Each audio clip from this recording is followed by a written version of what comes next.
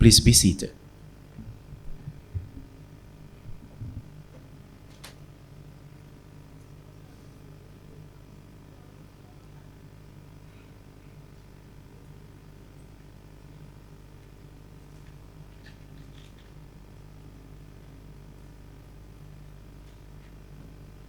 أعوذ بالله من الشيطان الرجيم. بسم الله الرحمن الرحيم.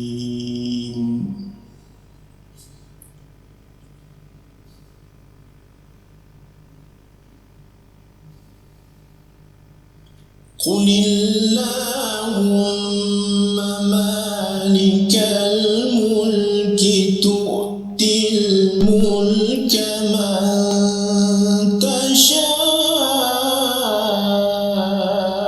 وتنزع الملك ممن تشاء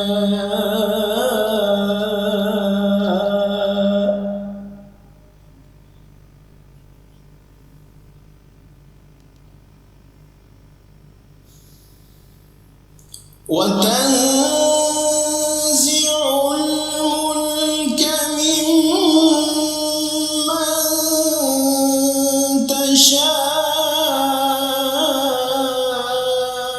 وتعز من تشاء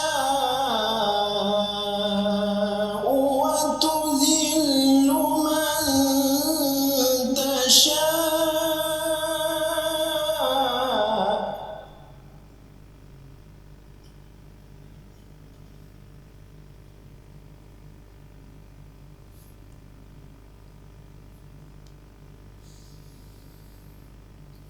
وتعز من تشاء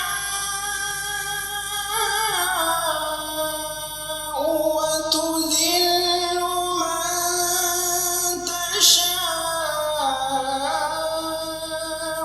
بيدك الخير إنك على كل شيء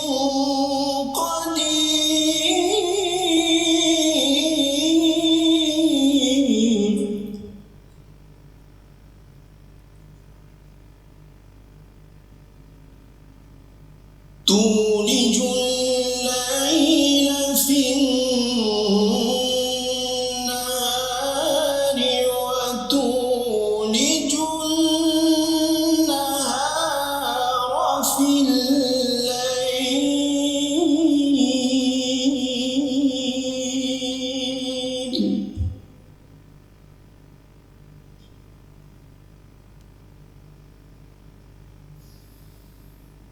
وتخرج الحي من الميت وتخرج الميت من الحي وترزق من تشاء بغير حساب.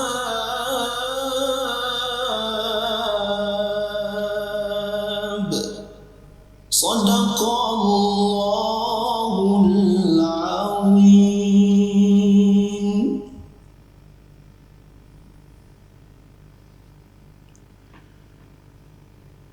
Assalamualaikum warahmatullahi wabarakatuh. Very good morning. Salam ilmu keikhlasan kecemerlangan UNIMAP. Salam Malaysia Madani. The Honourable Associate Professor Technologist Dr. Rozianti Rahman, Director of Centre for Graduate Studies CGS, representing UNIMAP Deputy Vice Chancellor Academic and International, Deputy Directors, CGS team, respected judges, Professor Dr. Abdul Hamid bin Adom, Faculty of Electrical and Engineering Technology, Professor IR Dr. Muhammad Khairuddin bin Mat Arsyad, Faculty of Electronic and Engineering Technology, Professor Madya Technologist Dr. Nur Hafiza binti Muhammad, Faculty of Mechanical and Engineering Technology, and Professor Madya Dr. Sharmini binti Abdullah, Faculty of Business and Communication. On behalf of CGS, I would like to welcome everyone to UNIMAP 3 Minutes Thesis 3MT competition for 2025. As for information, this program is also being broadcasted live via our YouTube channel, University Malaysia Perlis. So don't forget to smile. Everybody will be seeing you live for today. Ladies and gentlemen, the 3MT competition is an annual event in Malaysia, especially suited for our PhD postgrad students to showcase their PhD work in just 3 minutes by only using a single slide. The winner of UNIMAP 3MT will not only receive the prize money in front of you, okay, but also will have the opportunity to bring glory and represent UNIMAP at the national level 3MT, which will be held in UPM on 19th of June 2025, inshallah. So as I can see the very eager, or may I say nervous faces of our participants, I would like to first call upon our Honorable CGS Director, Associate Professor Technologist Dr. Rozianti Rahman for her welcoming speech. Please welcome.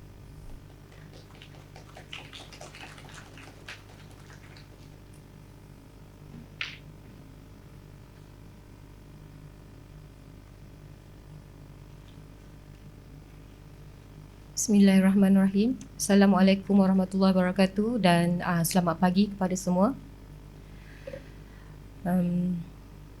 Terima kasih kepada pengerusi majlis.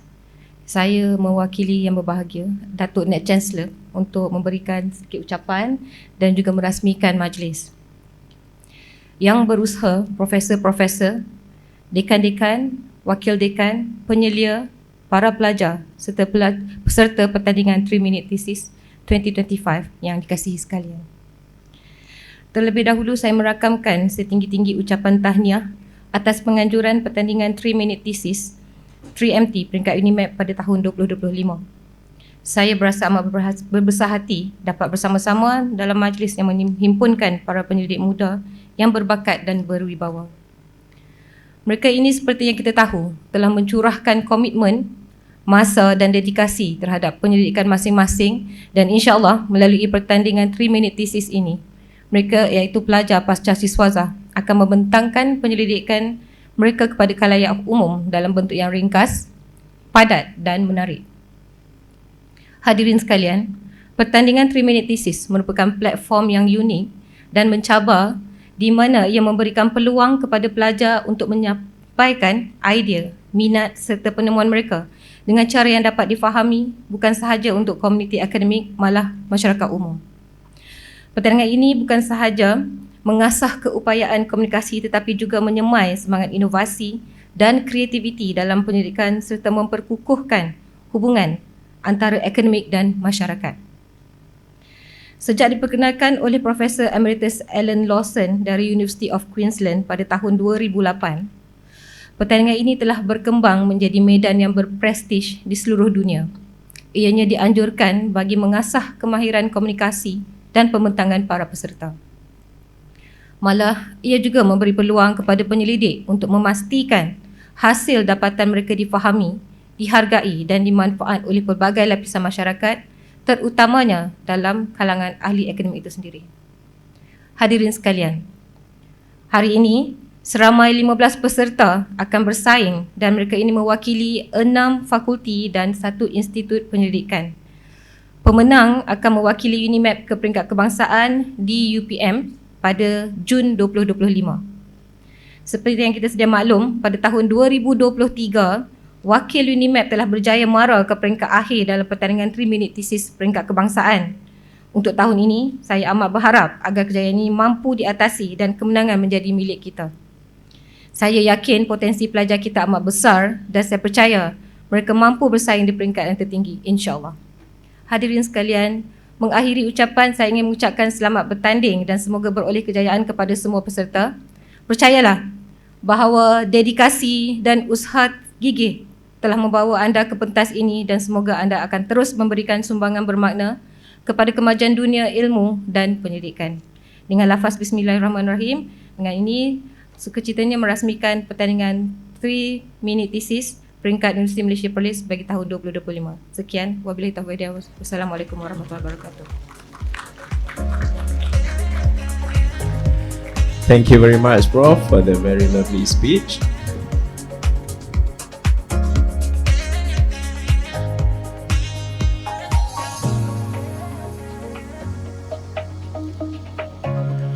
Okay, ladies and gentlemen, now it is time for us to divert our attention to the participants. Participants, ready? Okay, just a brief reminder. You are only given 3 minutes for your presentation. Single bell notification will be given after the first 2 minutes of your presentation, and double bell notification signifying the end of your 3 minutes time. Okay, we wish everyone the best for your 3M3 presentation. For our first contestant, please welcome Dixon Ling Chuan Hao, Faculty of Civil Engineering and Technology.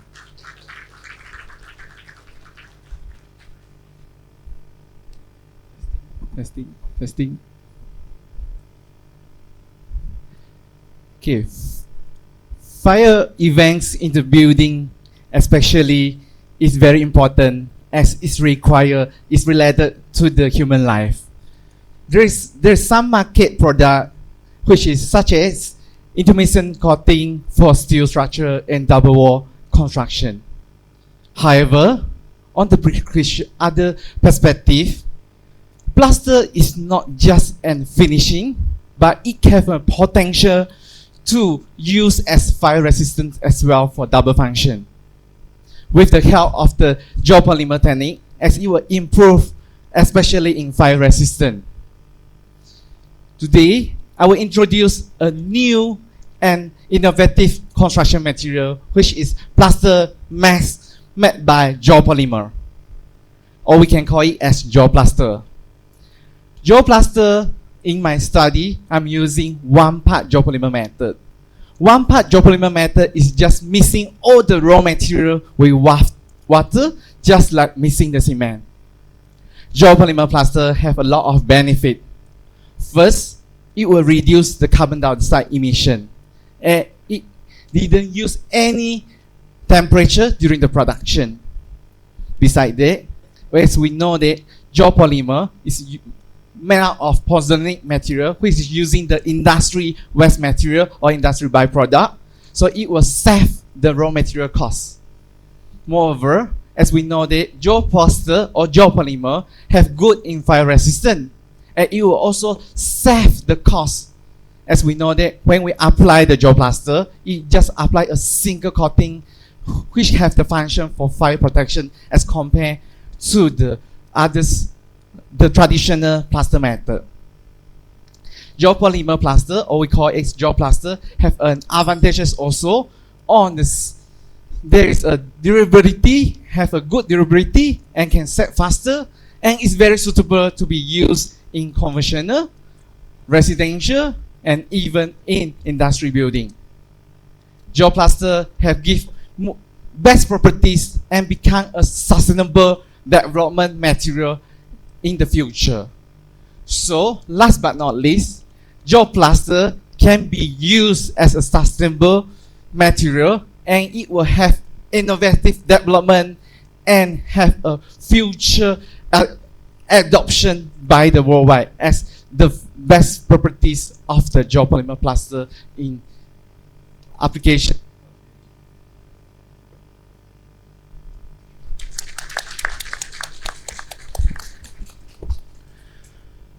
Thank you, Mr. Dixon. So, any comments?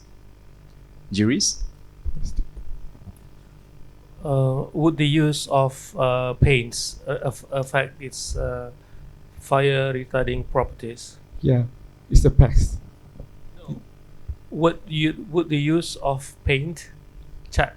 It's just like using the spray as a layer of the coating on the wall and the structure purpose. No. My question is, would the use of paint affect its fire retarding properties? No.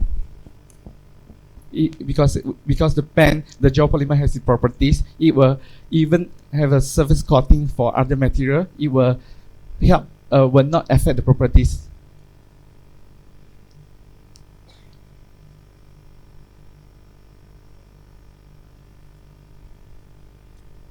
What about the strength and also the water repellent? For the compared to, strength, compared to conventional cement? the strength is almost the same as the conventional, and is very good for water repellent, also because they have a lower water absorption and water repellent capability. I have a question for you, Dixon. What basically the specific mechanism which geopolymer provides fire protection? Because for the basic mechanism, as it will forming, we say that there is a forming a layer, and it will protect the fire even when there is a high temperature. It will not attack. It can withstand the high temperature, which will protect the internal buildings or the people inside for them to escape during the fire.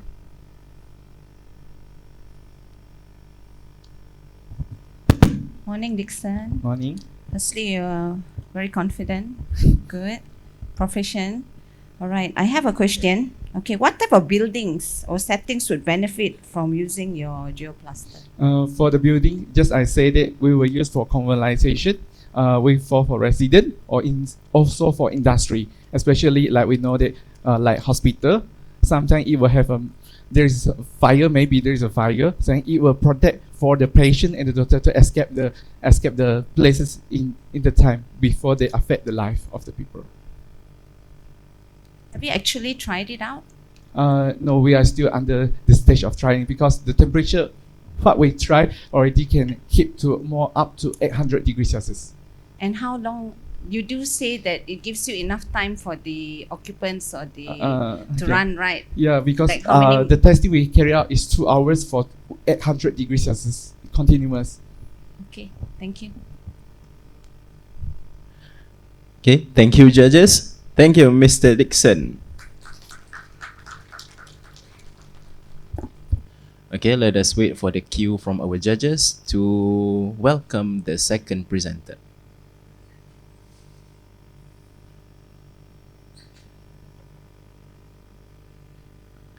Okay, now we would like to invite our second presenter. Please welcome Muhammad Afifi bin Muhammad Shukri, Faculty of Electronic and Engineering Technology.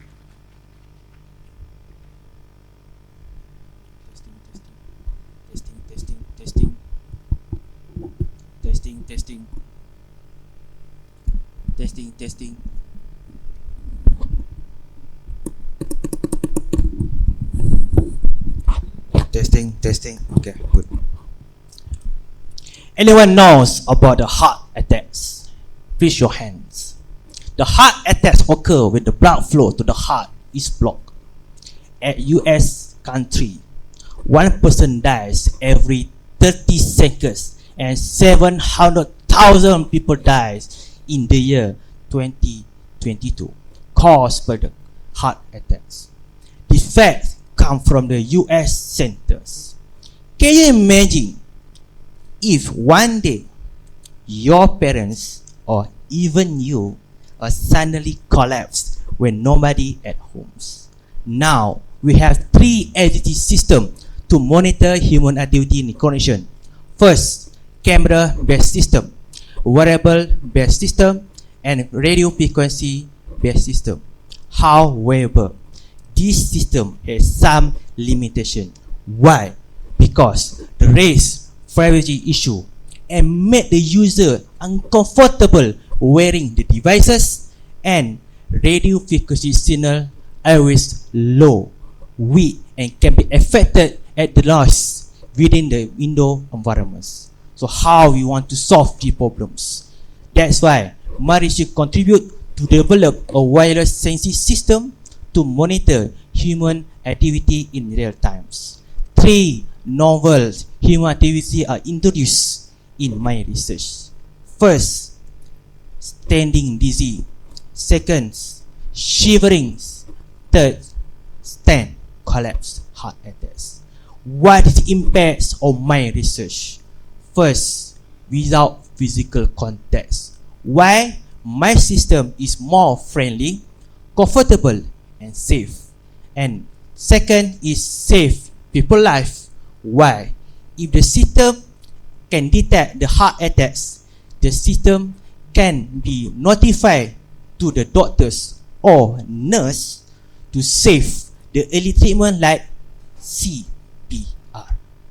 In conclusion, the wireless sensing system is low cost and low compact, can make this system more accessible to the real world application such as hospitals, office and homes.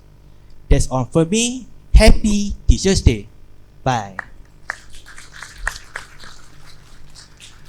Thank you. Okay, some words from the judges.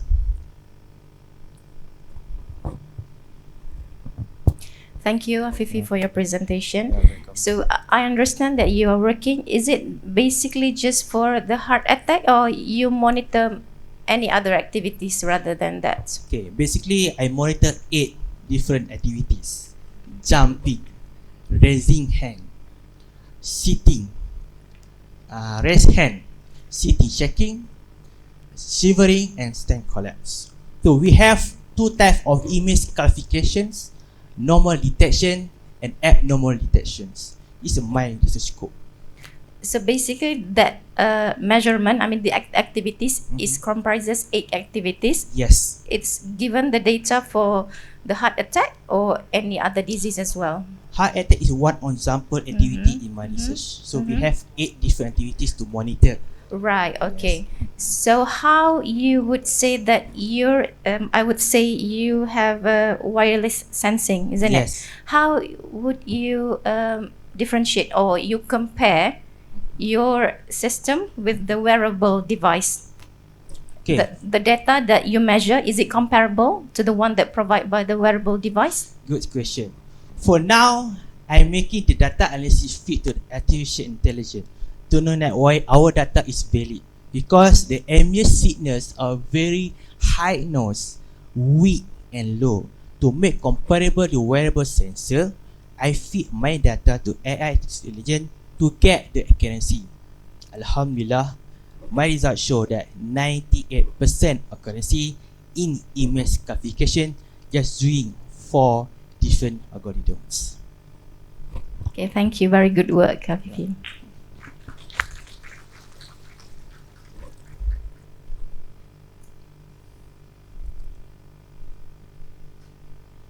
Okay. Wait. Okay. All right. A Yeah. simple one. Yeah. Okay, what role does your deep learning play in your communication system? Type of deep learnings. What role? You saying you're using deep learning, right? To Okay. recognize the 8 activities. Because we want to make sure that our data can be classified, because we have 8 different data. So we want to see the accuracy for our data is valid. That's why we can see we want to measure the accuracy and loss. If our data very high loss, our system cannot make the different classification. That's why I feed to the AI. See, so that's why you're using deep learning. Yes. All right. Okay, thank you. Yes. Well done. Okay, thank you, Mr. Muhammad Afifi.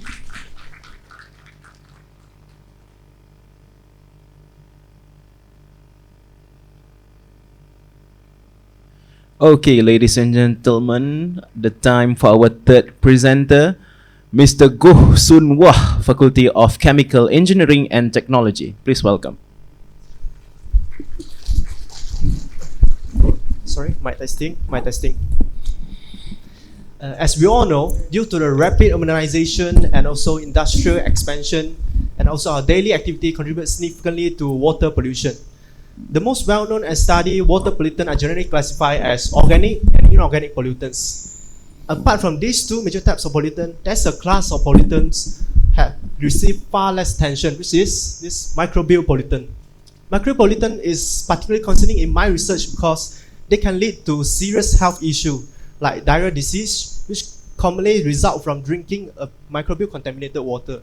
According to WHO report, there are approximately this tremendous amount of 1.7 billion cases of diarrheal disease yearly and causing more than 500,000 child deaths annually. Currently, the conventional method for disinfection includes the chlorination, UV light radiation, and ozonation. However, these approaches have significant drawbacks like the use of toxic chemicals, high energy input system, and the potential generation of toxic byproducts. This is exactly where my research aimed to make a difference. My PhD research is all about to develop a novel tri-functionalities composite that consists of magnetic, photocatalytic, and also temperature responsive properties. At first, it consists of an iron oxide core that provides the composite a magnetic separation ability, mainly for recyclability and usability purposes. Then I mobilize a hybrid polyisometallic onto the iron oxide core that acts as a photocatalyst. Whenever there's a light radiation like sunlight, it initiates photocatalysis, producing a strong and reactive radicals that can attack and kill the microbes. On top of that, I further graph the temperature responsive properties at the outermost layer of the composite that gives the composite a phase transition ability from hydrophobic to hydrophilic around 32 degrees Celsius. Whenever the temperature above 32 is hydrophobic and below 32 is hydrophilic. The idea of how this composite can really apply in a real life water treatment setting is like during the night time when the water is cold, my composite is in hydrophilic state where it allows the diffusion of the microbial pollutant into the composite and absorption happens. Now they carry the pollutants during the night time, and during daytime when the water is heating up, there's a phase transition for the composite from hydrophilic to hydrophobic. Now they don't like water. They tend to float on the surface of the water where they can receive the maximum amount of sunlight, initiate the photocatalysis, killing the microbes. And finally, by inducing a magnetic field, all of this composite can be separate from the purified water, and the purified water is off the go. In conclusion, my research offers a sustainable disinfection alternative that without needs of the chemical and no toxic generation and no toxic byproducts being generated, and also it's only sunlight is needed to initiate the disinfection process. So I hope my research could raise the awareness of this microbial pollution so that an immediate actions can be taken to save all of these 500,000 innocent lives lost every year. Thank you. Thank you, Mr. Goh Sun Wah.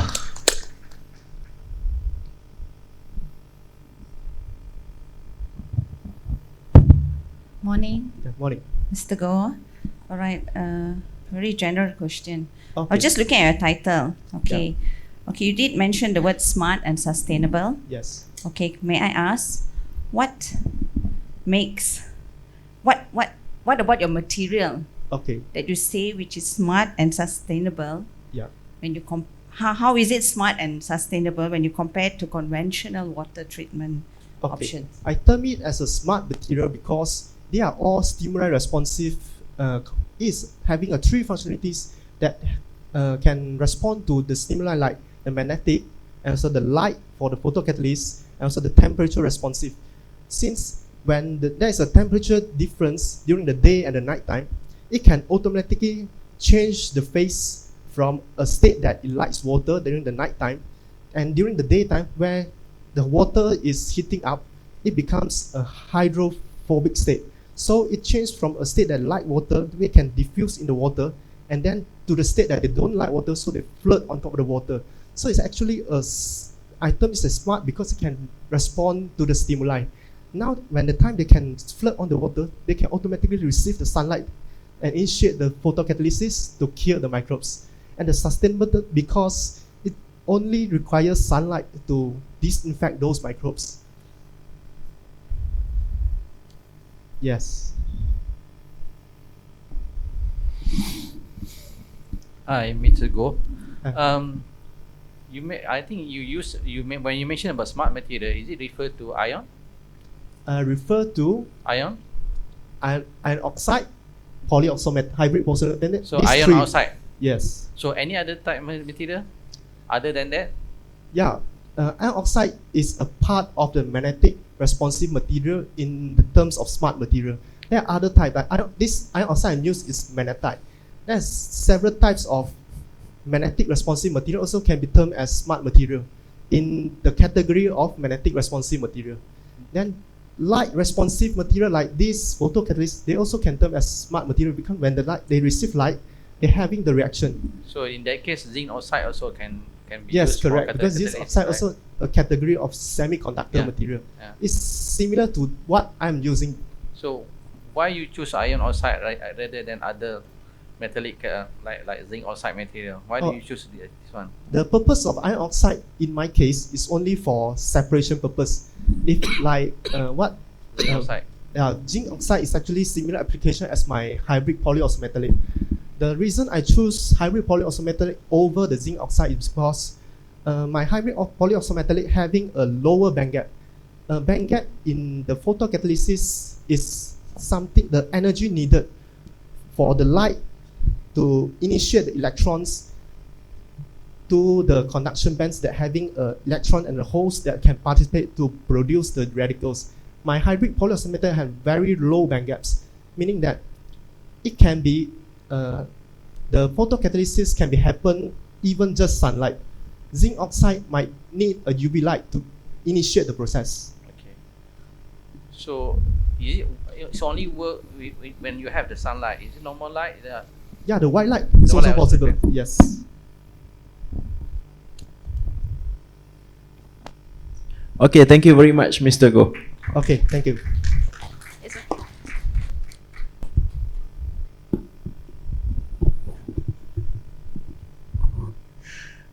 Okay, our fourth presenter, please welcome T. Ho Woon from Faculty of Mechanical Engineering and Technology.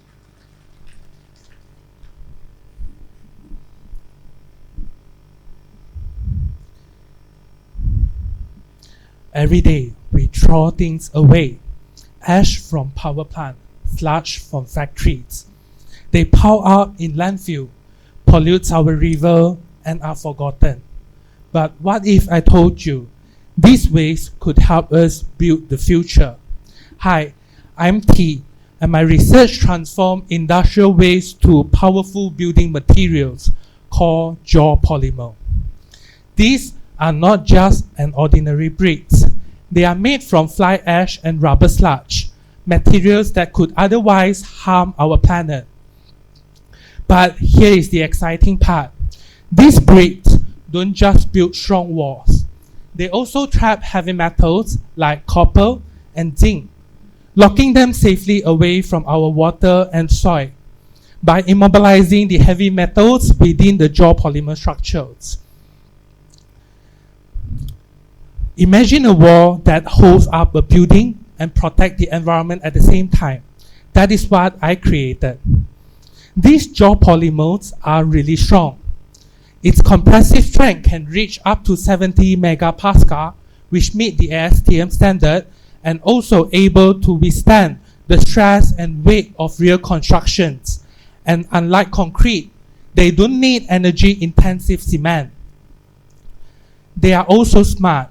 Their internal structure acts as a sponge for heavy metals, capturing pollutants from industrial wastewater, stopping them from leaching into the environment. So instead of adding to pollutions, my materials help to solve it. The real world impact is clear. Rather than dumping toxic sludge in landfill, factories could help to turn it into these green bricks. This approach also cuts landfill volumes and lower greenhouse emissions since we use waste rather than new raw materials. Communities near the industrial area would benefit from cleaner water and safer soil. Globally, such geopolymer offer a low carbon alternative than cement, turning pollution into productive materials. This is more than just a lab experiment. It's a solution to waste, to water contaminations, to unsustainable building practices. Sometimes the materials to build a better world are already in our hand. We just have to think before we throw it away. Thank you.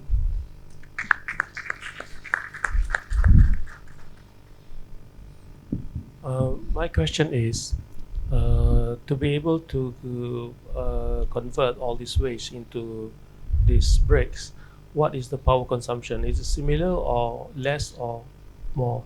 Okay, the power consumption will be lesser since we use industrial waste rather than we go and grind limestones, heat it up to 1500 Celsius. So as mentioned, the production of cement is energy intensive. So by using geopolymer, it will reduce the energy usage.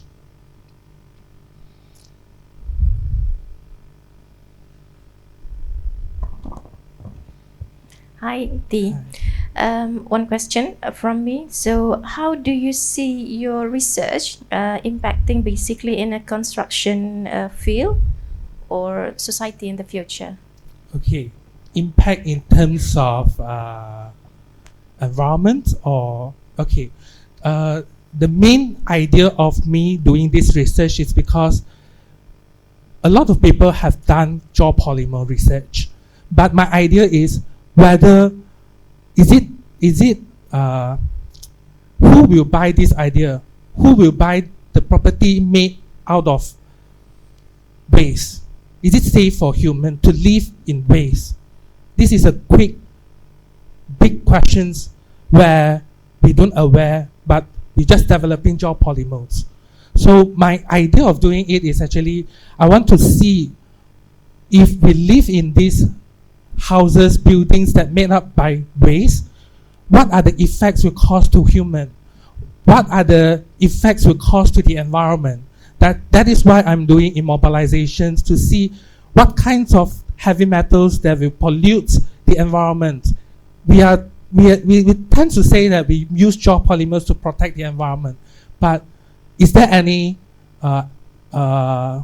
results, statistical results to prove this evidence? That is why I come with my research. Yeah.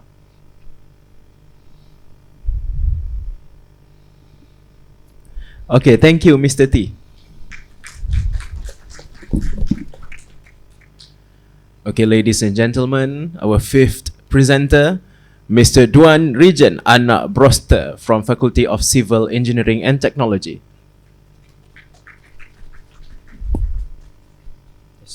Test the microphone. Test mic. Testing. Test.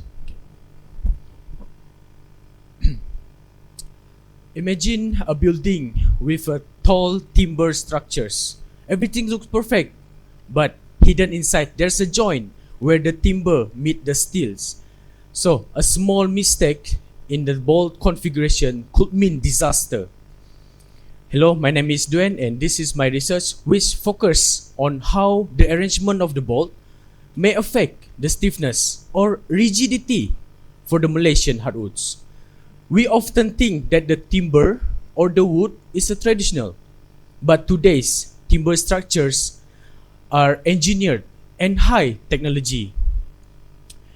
One of the famous in Malaysia material is glulam, or we call it as glued laminated timber, made of layers of the hardwoods bonded together, strong, sustainable and beautiful, but only if the joints are done right. So here's the challenges.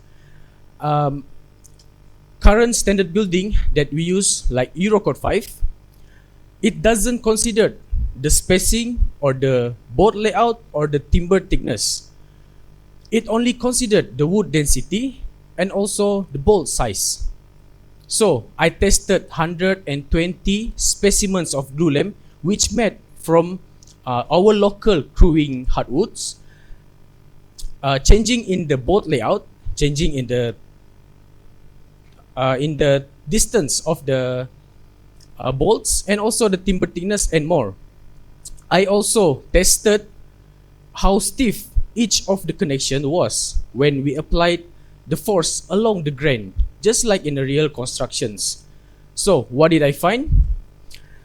Tiny changes in the bolt configuration cause a big difference in performance, especially the end distance, where the gap from the edge timber to the bolts.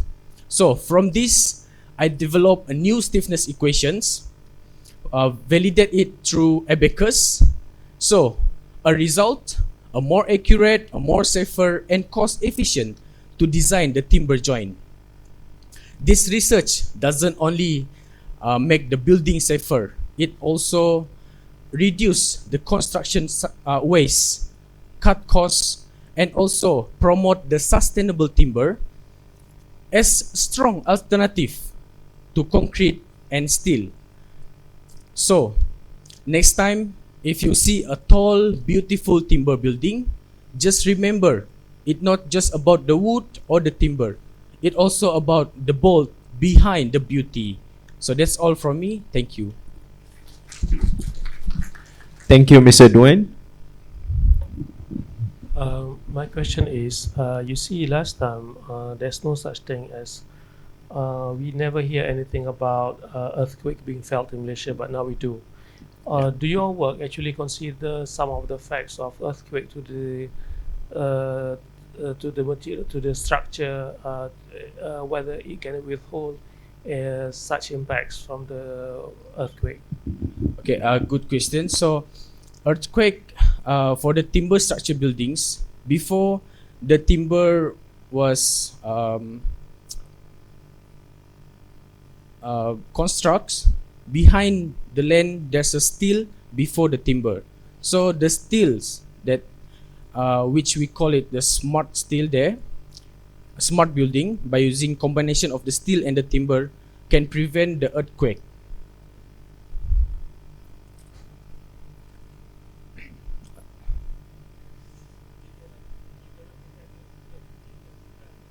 Prevent the collapsing from the earthquake. Sorry.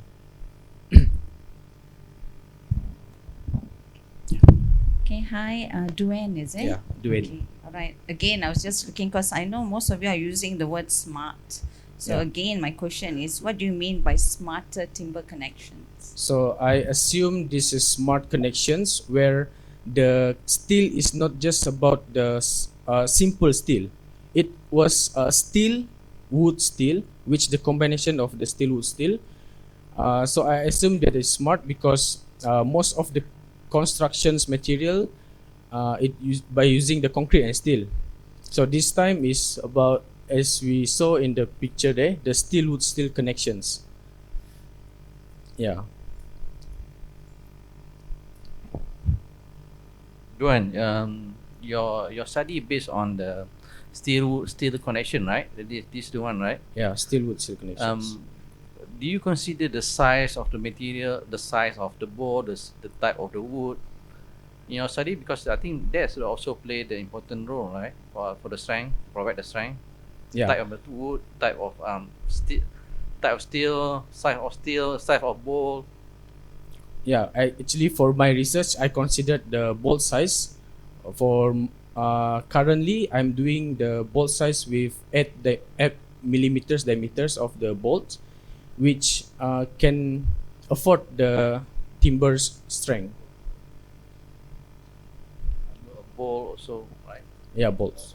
Number of bolt also play. Number of bolts also plays the important role. Whereas for my research, 4 numbers of bolts. So in that case, you fix the other parameter and only maintain the design, this kind of design only connection. Right?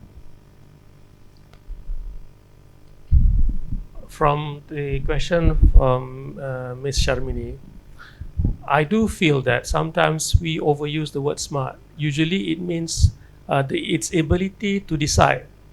Like in the one of your friend's cases now, it is able to react accordingly on its own accord based on the environment, whether it is light or whether it is cold, whether it's heat.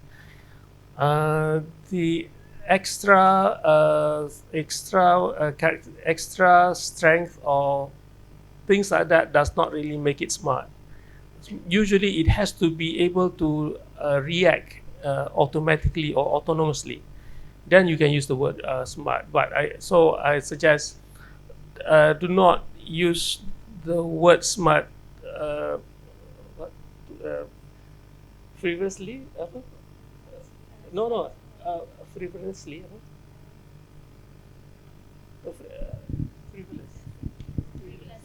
Frivolously.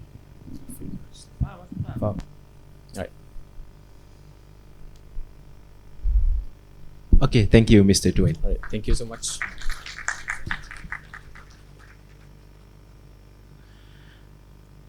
Okay, our sixth presenter.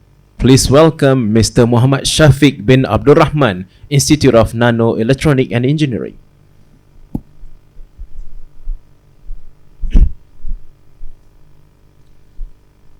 imagine trying to solve a maze. Not a simple one on a paper, but a massive multi-dimensional maze, where each turn represents a variable and every path is a mathematical possibility. This is what scientists and engineers face when solving the nonlinear equations, the equations that model the real-world system, like weather forecasting, robotic motion, or even electrical power flow. These equations don't behave nicely. They curve, twist, and intersect in unexpected ways. So solving them is just not by plugging in numbers.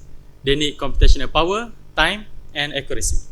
So my PhD research focuses on developing a new, faster way to solve these equations. I use a mathematical strategy called homotopy continuation method. Think of it as laying a bridge across the maze. We start from a simpler problem and we gradually transform it step by step as we go until we find the difficult one, which is the one that we want to solve. However, even that journey can be slow. It's like walking in a maze, cautiously afraid of making a wrong turn. So now that's where my innovation comes in. I injected two things in this method. The first one I combined with fifth order iterative method, and the second one I even modify the standard homotopy function to become a cubic homotopy function. So this method, my method, has become a more powerful technique that allows the method to reduce the number of steps needed and also improve the accuracy. This is especially important in fields where making decision depends on faster and accurate result. Imagine industries like healthcare, aerospace, and energy, all relying on simulations, models powered by these equations. So my work is not just about solving equations, but it's also about empowering the people behind them. Now let's go back to the maze. Most people explore aimlessly, trying every path and often get lost. But with my method, we draw a straight and stable path through it by using mathematical theory and also computational power. We are not just solving, we not just get through the maze, we redesign it, shape it, and also solve it smarter, faster, and with impact. Thank you.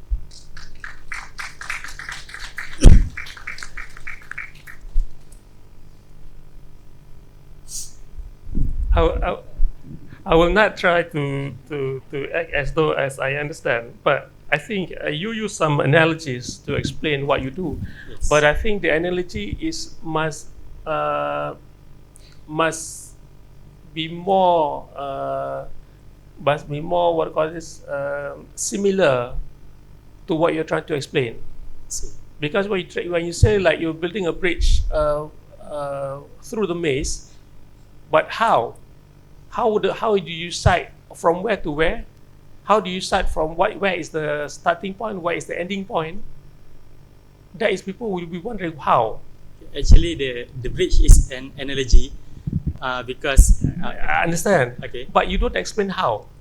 I see. You say you build a bridge, but how do you decide how do you start how the bridge where the start of the bridge and where the end of the bridge? Understand or not? Because you can imagine the bridge, but how? You mean, Prof, like how the bridge act in the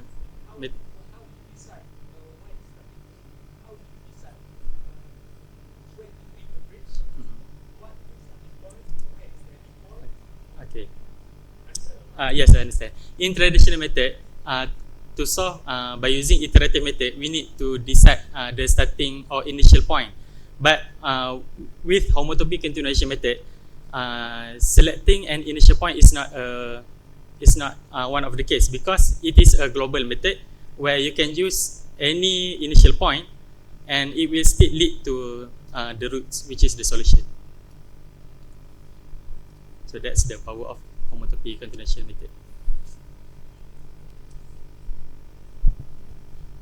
All right. Okay. I'm also not very well versed with this area, but I'm just wondering. I mean, I know you're highlighting non-linear equations, Yes. but you did not highlight what is the problem? What are you trying to solve by using homotopy continuation method? Like what kind of what kind of non-linear problems you're trying to solve Okay, here? actually Or highlight? my problem is we want to solve the non-linear equation, which is any equation. It could be quadratic equation or transcendental equation, and we want to find an accurate roots for the equation. Let's say I'm giving you an example. Okay, let's say we are talking about the very quadratic equation. Let's say x squared plus 2x plus x. So we want to find what is x1 and x2. Okay, so to find the x1 and x2, we can just by using formula. But let's say if the other equation that don't have a formula, so we have to use iterative methods. And we also want to find the most accurate result, which is, let's say, any numbers until how many digits do you want? So that is the we want to get the actual solution to be more accurate and faster compared to other methods.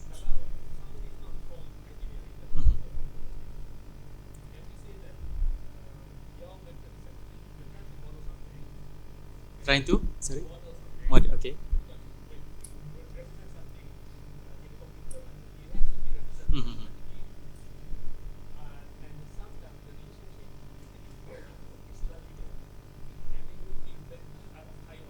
Yes.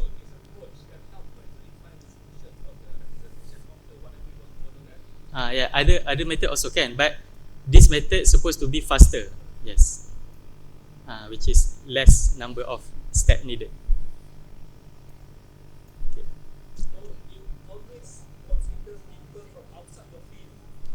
Okay.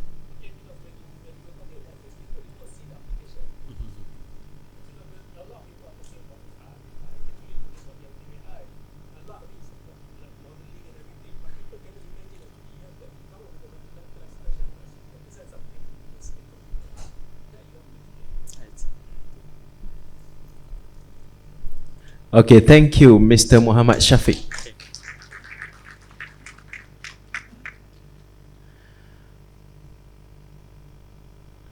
Our seventh presenter, please welcome Ms. Hing Ming Hui, Faculty of Chemical Engineering and Technology.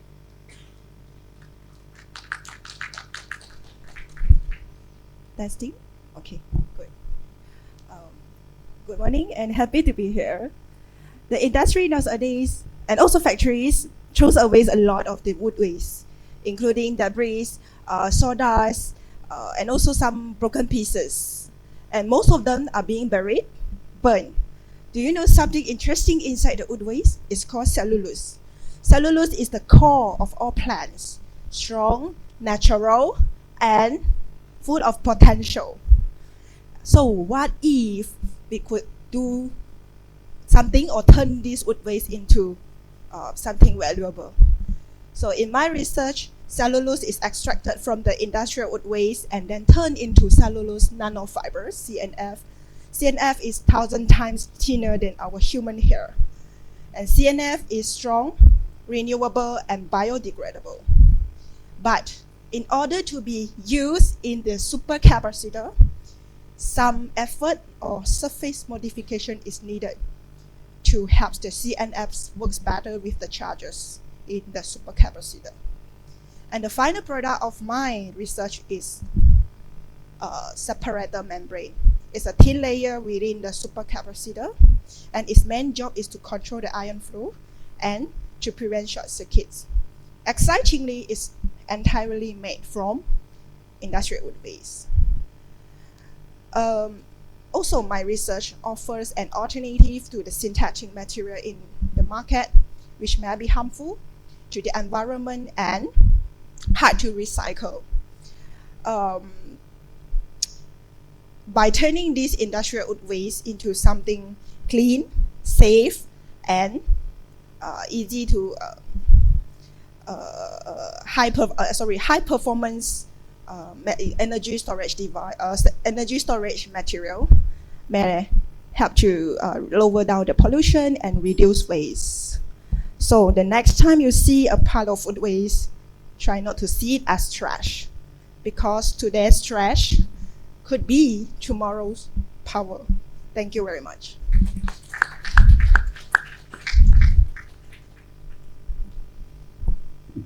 What is the scalability of the process? So far, the skill, okay. So far, it's still in lab skill yet. I know it is lab scale. I'm asking about the scalability. Scale, sorry?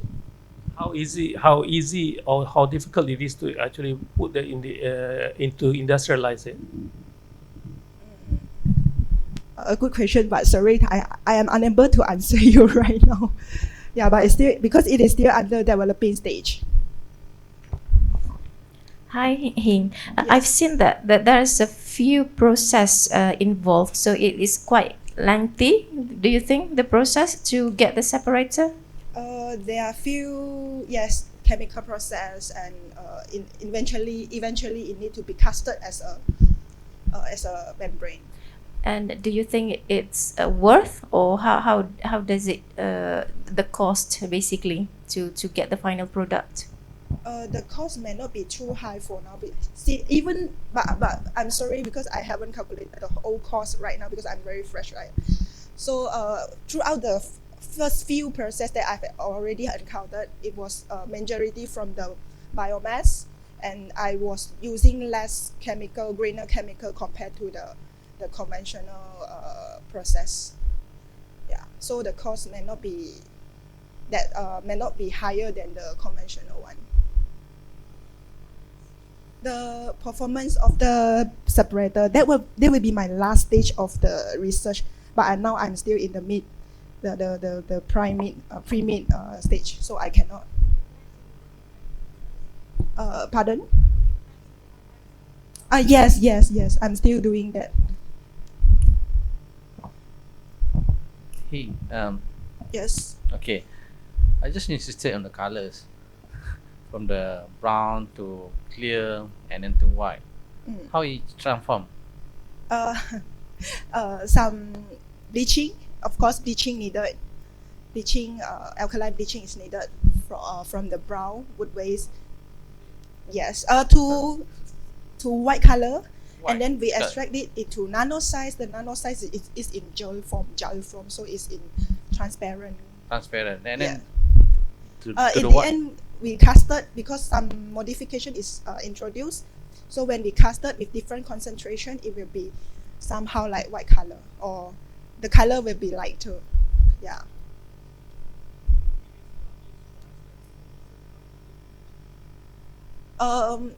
Actually, we don't bleach it also fine. However, it will be looking better if some.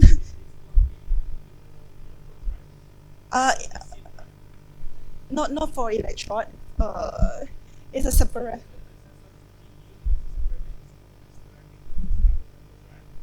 Correct. Inside yes, will be.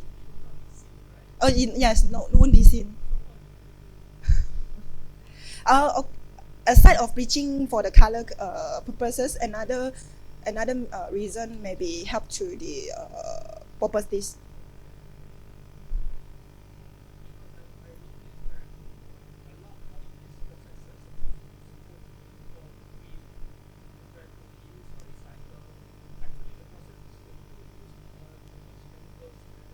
Yes, I agree with you. Yeah.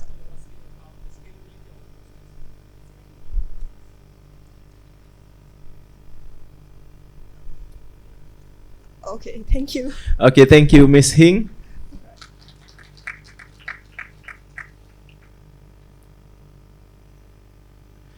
Ladies and gentlemen, please welcome our eighth presenter, Mr. Mio Ahmad Zainal bin Mio Mahmud from Faculty of Electrical Engineering and Technology.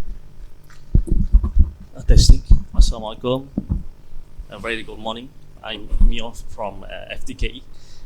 Before I start, let me ask you something. What would you feel if when you are resting at home and suddenly the power goes out, the lights go off, the fan stop, everything just die. Okay, very frustrating, isn't it? Right? Okay, this can happen because of something that most people don't see. Is a flashover. The flashover is a sudden electric spark that happen when the insulator get too dirty or polluted. Okay, actually this high voltage insulator is a very critical in delivering electricity safely across long distances. But when the insulator exposed with a pollution like a dust, the salt from the coastal area, from a chemical from the industry, so the performance of this insulator can drop, and even the worst case it can fail, and that can trigger blackout. Okay, so currently the common solution, the method used is this regular cleaning, but this method is costly, time consuming, and need to be repeated often. So in my research, I focus on a better way to use the hydrophobic coating to protect this insulator. Okay. In short, my research offer a simple and practical solution to improve the performance or the reliability of power system, especially in polluted environment. That's all. Thank you.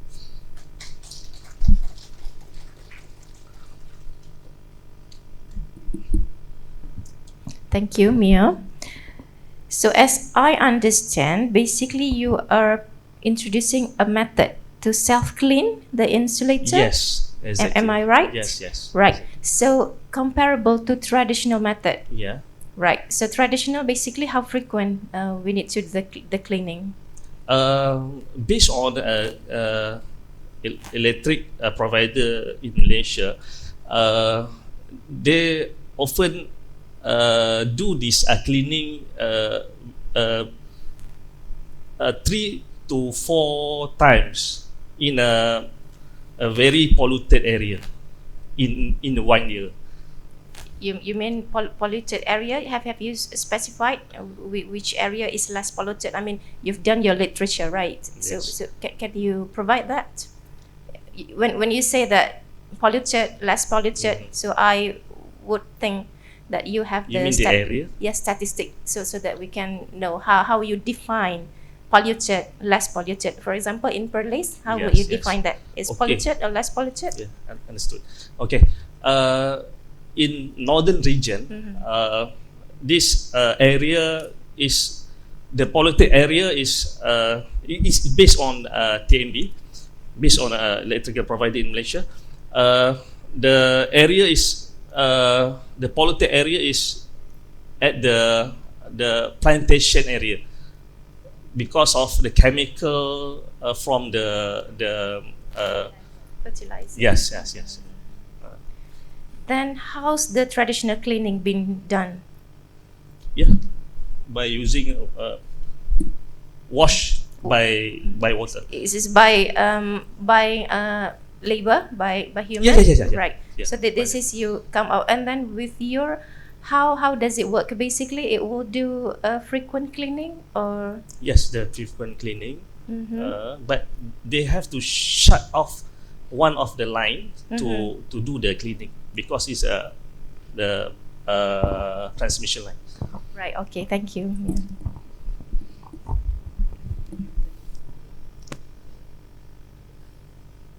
Mia, I just want to ask, I know you're talking about pollutants. Yes. What kind of pollutants are you addressing?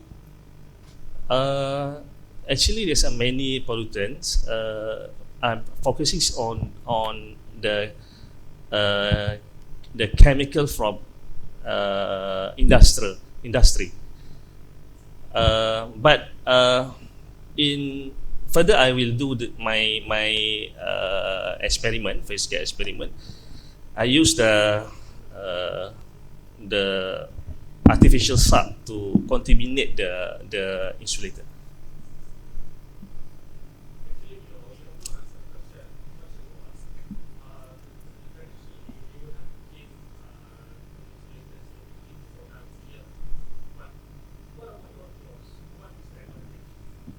Oh, it's a self-cleaning. Because of these hydrophobic properties, so when the one of the advantage of this hydrophobic is the dirt and water. It help to this coating help to repel the water and dirt. And self-cleaning meaning when you are in tropical this season, right? So the rain help to self-clean the contamination.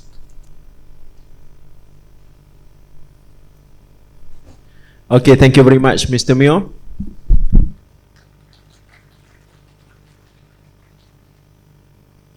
Our ninth presenter, please welcome Precious Okbonda Amadi, Institute of Engineering Mathematics.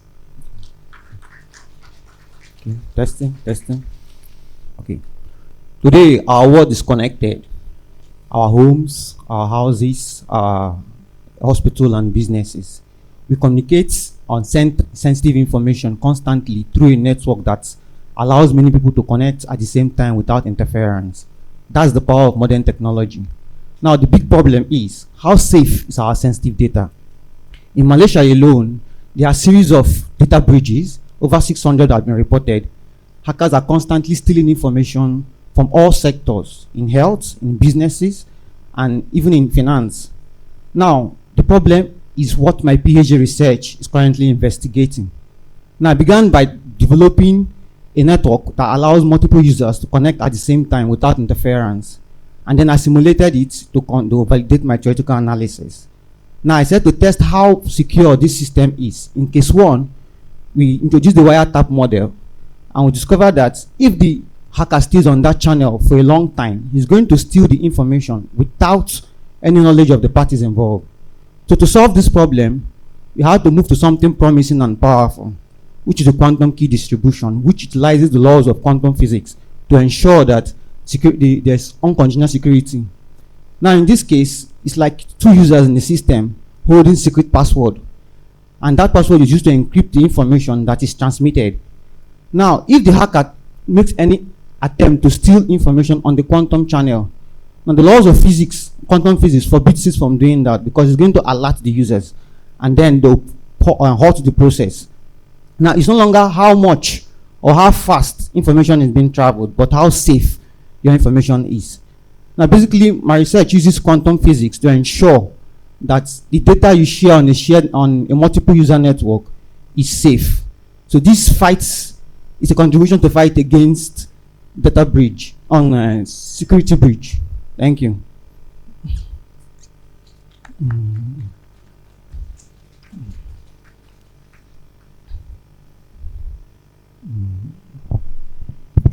Good morning, Mr. Precious. All right, I got a very general question. I'm just looking at your title.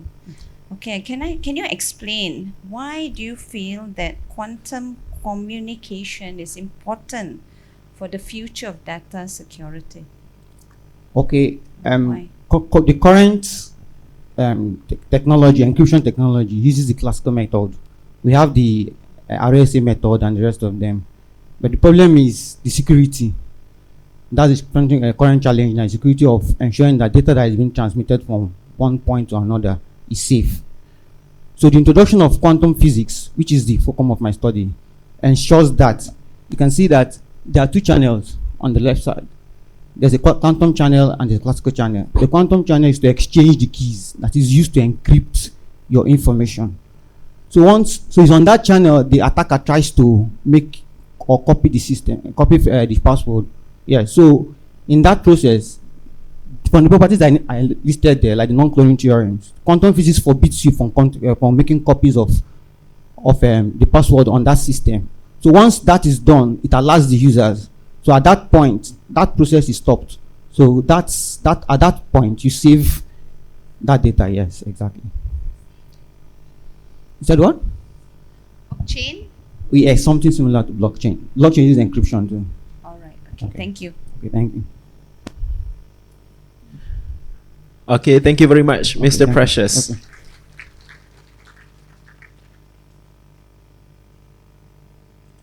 Our 10th presenter for today, Mr. Kor Kang Zeng, Faculty of Chemical Engineering and Technology. Testing. What if testing. What if a single material could clean polluted water and generate clean energy within a single system? That's the question behind my research. Today, the world is facing two urgent challenges: water pollution and the needs for sustainable energy. These are central to the United Nations Sustainable Development Goals, especially Goal 6, Clean Water and Sanitation, and Goal 7, Affordable and Clean Energy. For my project, I'm focuses on develop a low-cost electrocatalyst which can enhance the important chemical reactions in chemical reactions. These chemical reactions are essential in technology like fuel cell and electrochemical wastewater treatment system. One promising candidate is graphite nitride. It's a stable, metal-free, and importantly, environmental-friendly substance that can be synthesized from common substance like urea or melamine. As an electrocatalyst, it can support for two key functions. First, enhancing the oxygen reduction reactions, which plays a crucial role in energy generation. Second, breaking down the organic pollutant in contaminated water. By performing both tasks, it can offer the possibility of producing energy and clean wastewater within a single system. So, what's the impact of my project? A scalable and low-cost electrocatalyst can be developed to build a greener technology, and besides, by using earth-abundant material, we can make the clean energy and water treatment system more accessible, especially in resource-limited region.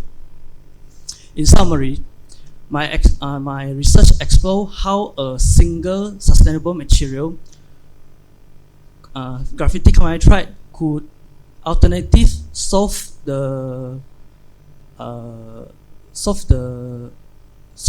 of the world's most pressing challenges, providing clean energy and clean water. Thank you.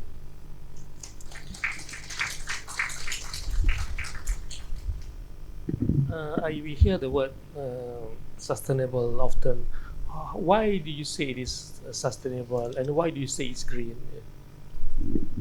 Because my core material, graphite nitride, can be produced from common substance like urea, melamine, and if you look at the chemical compounds, it's combined by C and N, carbon and nitrogen only. So I think it's sustainable.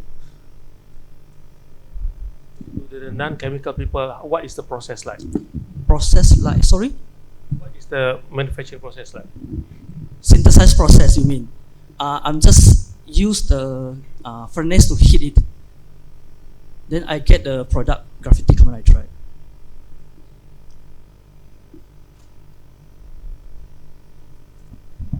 Is there any byproduct produced after the reaction? Meaning that, let's say, for example, for the cleaning the water or for the water treatment, Oh, Okay. you mean after the cleaning the polluted water? I think the if for example, if I take for the RR120 reactive rate 10, it can be produces water and carbon dioxide. I think. Is it released in the water or how is it?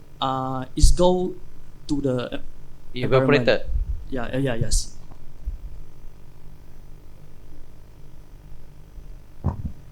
Hi, Ko. So, what is the long-term stability of and also durability of the metal oxide? Metal oxide. Or you also use carbon nitride as a catalyst. What is the long-term durability under operational condition? Oh, for now, as my experiment, it can stand for 5 cycles after I use. 5 cycle, yes. 5 times, you mean? Yeah, 5 times. One last. Okay. What's so special about this combination? Can you combine it with other?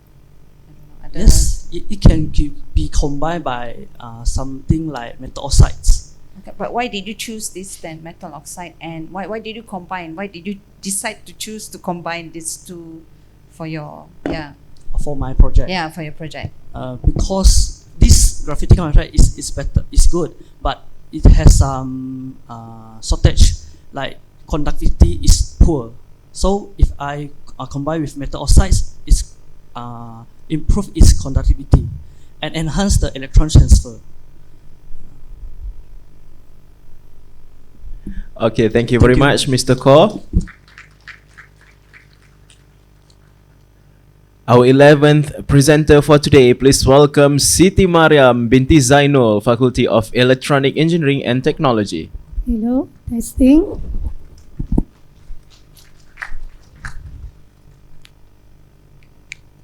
Have you ever felt stressed when your phone or your laptop is about to die? Especially when you really need to use them on that time. What would you do? Go to a restaurant, order something that just to use the power outlet? Or borrow your friend's charger? Or ask the stranger to charge your devices? If you have those symptoms, sorry to say that you are suffering from low battery anxiety. Wow! But why? Because power is life. Without power, our devices become useless. Now, think bigger. Think about billion IoT devices. Internet of Things devices are smart devices that connected to internet, such as our smartwatch, smart television, and smart monitoring system that used in our homes, cities, hospitals, industries, and farms. They need power to work. Here's the problem. Many of IoT devices run 24/7, although they are not doing anything. That wastes a lot of energy, shorten the battery life, and increase the electricity bill. So, what do? Replace the battery every week? Recharge the battery every day? That's not practical, especially in remote and hard access area. Now, here my PhD comes in. Yes, sleep for devices. I use ESP32 microcontroller, which has different sleep mode. I focus to make the smart devices become smarter by teaching them to sleep and when to wake up. Just like us, we sleep when we are tired. The result, those of IoT devices save up to 78% energy compared to unoptimized system and any fixed schedule sleep strategy, so that the battery life will be longer, fewer replacement, and more reliable performance without sacrificing your important data. In short, my research save the energy. They only use power when they need to. It's a small change, but this is a very big impact. Thank you very much.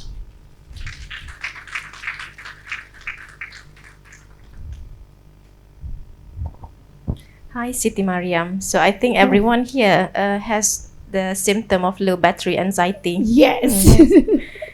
So you mentioned that you teach your device to sleep when you are sleeping.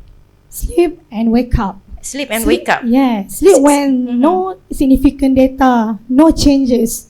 Just like temperature, when it's still 24 degrees Celsius for 30 minutes like that, so we just sleep.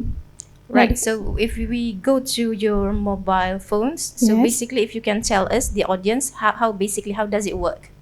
Yeah. Okay, We want to know how does it work. You mentioned that you teach your device to sleep, but how? Okay, I'm using ESP32 microcontroller to to test my algorithm, so that when the temperature, I focus on temperature now. Okay, so when the temperature is not changed, so it will be sleep. When it change about different 0.1 degrees Celsius, it will wake up again, because I based on World Meteorology Organization, it said that 0.1 is significant changes. Yes. Oh yes, we have ASP32 microcontroller has two sleep mode, light sleep and deep sleep. Yes. So now, if because I use machine learning, so that it will classify. Okay, when the changes is longer, so that it will go to deep sleep. If the changes is shorter, it will use light sleep. Yes. Okay. Temperature, because now previously the previous work they use temperature, but they use fixed schedule sleep strategy. So there's a gap there. So because temperature monitoring, because many applications use temperature monitoring, so that that is most used. So that I want to make the devices save more energy, because the temperature is okay. Based on the experience, the weather station, okay, the temperature, it will change after 30 minutes like that. If at the night, okay, just like 2 a.m., 12 a.m. to 4 a.m., the temperature is maintained. So if we just take the temperature, it will cause the current consumption. Because when we want to collect the data, we use cloud, right? So when we want to send the data, it consumes a few current. That's why I approach the temperature. Yes.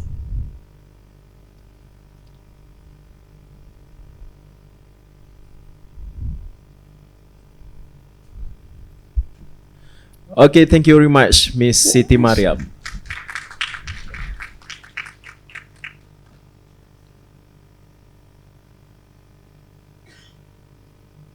Our next presenter, please welcome Miss Rashida binti Mak Saad from Institute of Engineering Mathematics. Okay.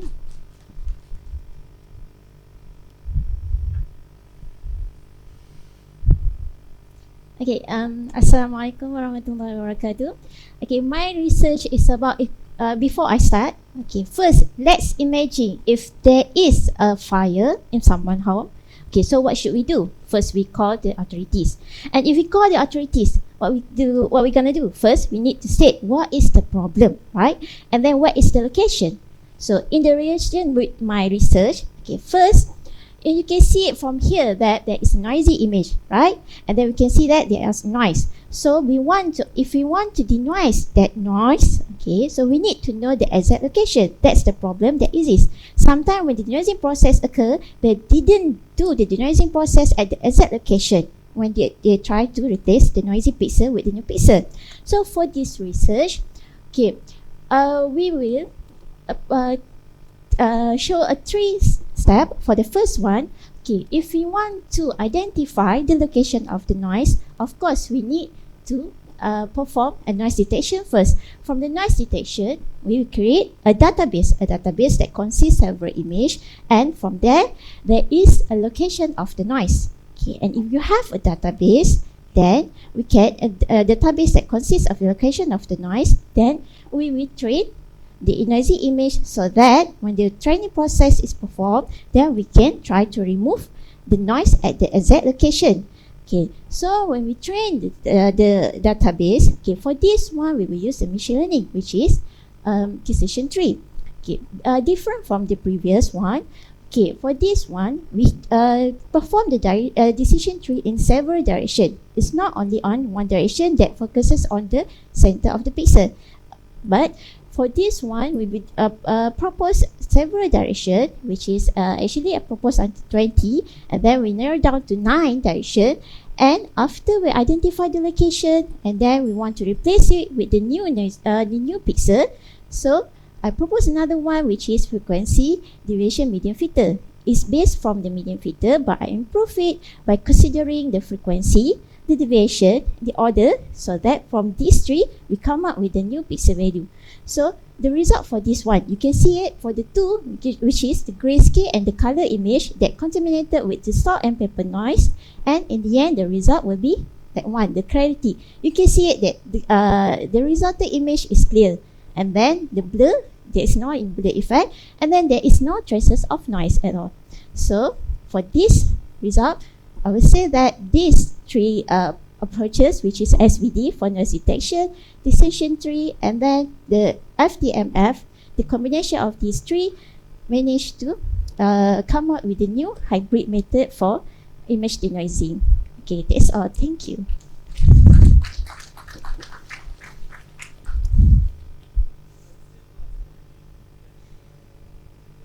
Oh, okay, that one is okay. When we they say if they say that okay, there is a problem or there is fire in the home, okay, and then if we want to we want to solve that problem first. When we call the authority, we need to state where is the location, right? So it is same with this problem.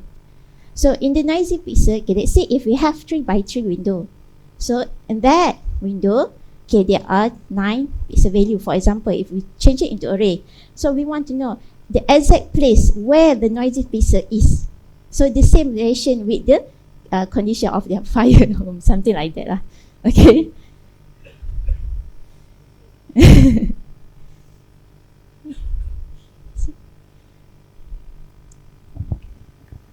It might be a simple question to you, okay, but I just want to understand. You highlight salt and pepper noise. Yes. Okay, how does that affect the image? Why are you just are there many types of there are many noises? types of noises. Yeah, but may I know why did you focus on salt and pepper, and how does it affect the image?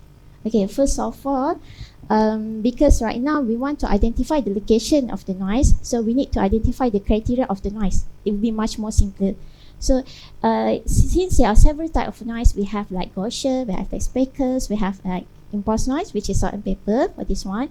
So for the salt and pepper noise, they have the criteria, which is 0 and 255 value, pixel value, right? So since they have this one, so it's easy for us to identify the exact location in the image window. Other than that, in the application field, if I'm not mistaken, sometimes in the medical field, there are some images that contaminated with this type of noise. Okay. Yes. But maybe later on, maybe we can explore. Yeah. Yes. Yes. Okay, thank you very much, Miss Rashida.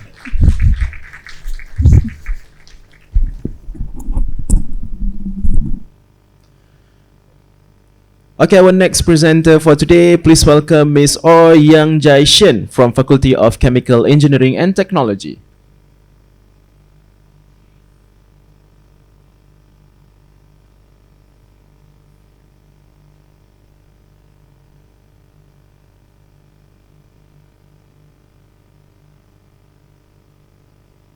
Thank you. Testing. Okay. Okay, hi. Imagine using sunlight to clean dirty water. Okay. Or remove harmful gases from the air. Or even generate clean energy, all without needing expensive metals or toxic chemicals, just using sunlight and a special yellow powder, which is the graphite carbon nitride. So hi, my research explored a fascinating material called graphite carbon nitride. It's a powerful photocatalyst, a substance that uses light to trigger chemical reaction. So photocatalyst, you may thinking, what is that? So think of it like solar power chemical engines. So when the photocatalyst was hit by the light, it energized the electrons and triggered the chemical reactions like breaking down the pollutants or water splitting to produce hydrogen fuel. Now, most of our traditional photocatalysts use rare or costly materials like titanium dioxide or platinum, which is only under the UV light, but that is inefficient because only 5% of the sunlight is UV. So here's where graphite carbon nitride comes in. It's made out from affordable earth abundant elements, which is carbon and nitrogen. It can absorb visible light, which make out half of the sunlight. And it is stable, metal-free, and environmentally friendly materials. In other words, it's a green material for green chemistry. So for my research, I focus on enhancing the performance of graphite carbon nitride. On its own, it's like a solar panel with clouding lens. It works, but not very well. So I'm modifying its structure and nanoscale, making it more porous, combining it with other materials or doping it with other elements to improve how it captures the light and transfer the energy. So what is the goal? The goal is to create a low-cost, sustainable, and efficient photocatalyst can solve most of our urgent problems from clean water and air to renewable energy. So next time, when you enjoy a sunny day, and imagine that the same sunlight drive the chemistry for the future with a little help from material like graphite carbon nitride. Thank you.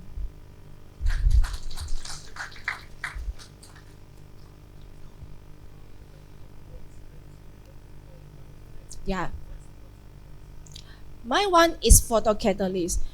His one is electrocatalyst. So mine is focusing on environmentally clean up, like degrading the wastewater, and at the same time can produce a small amount of electricity using the sunlight. Yes. Metals. Yeah.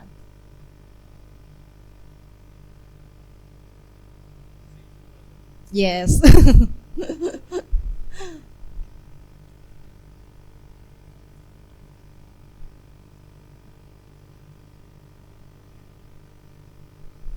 Okay, thank you very much, Miss O.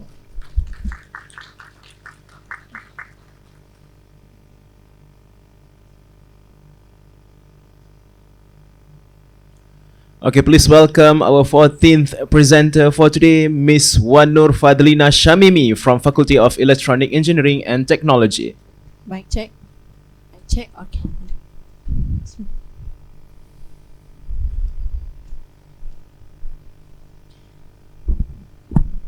Have you ever eaten something that seemed totally fine and then spent the next few hours regretting it? Well, I have. I ended up at the doctor's office and they said it's food poisoning. But I thought, how? Because the lunch that I had tasted perfectly normal. Turns out the answer is simple. Food spoilage. And this isn't just about one bad meal. it's a global issue because every year we waste over 1.3 billion tons of food worldwide. Well, that's money gone, resources wasted, and growing food safety risk. So how do most of us check if our food is still good? Well, we rely on this habit where we open the container, we cautiously sniff, and maybe ask someone else's opinion and then say, yeah, seems okay. But the truth is, our nose are not food safety devices. Spoilage doesn't always seem bad, and the expiry dates, they're just printed guesses. That's exactly what drives my PhD work, where I developed this smart spoilage detection system that uses a combination of food science and artificial intelligence. So every food item has their own unique electrical properties, and as the food spoils, these properties change. And I collect this data and use a deep neural network, a type of AI that can learn the size of spoilage, even subtle ones, with high accuracy. And the result? Smart packaging that works like a traffic light. You know, where green means you're good to eat, yellow means eat me soon, and red, well, it's time to say goodbye. All at a glance, no guessing.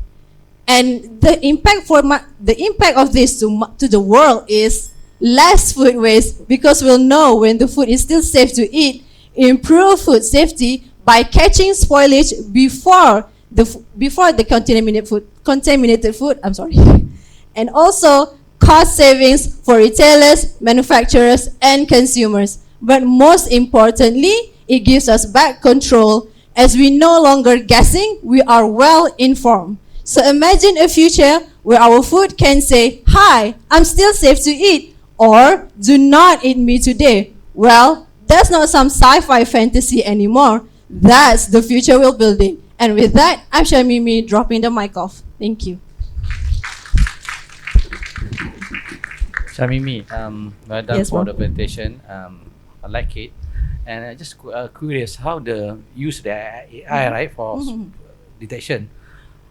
What kind of parameter, how the AI works to send the food spoilage?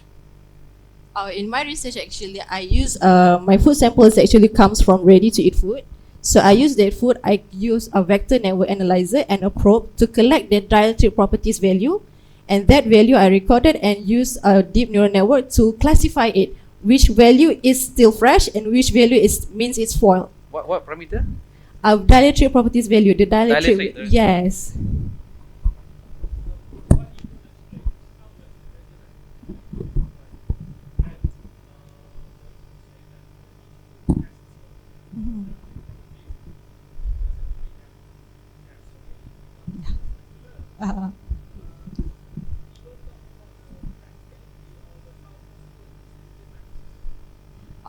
For me, in my research, the way I collect data is up to this day I collected around 15 ready-to-eat food samples. So I collected from day one, which means still fresh until it's spoiled. So 15 food samples, I repeated the same process, and then the value is actually feed into the deep neural network.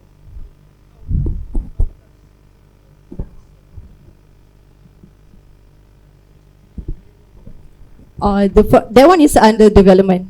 So this will because that we haven't reached into that part yet.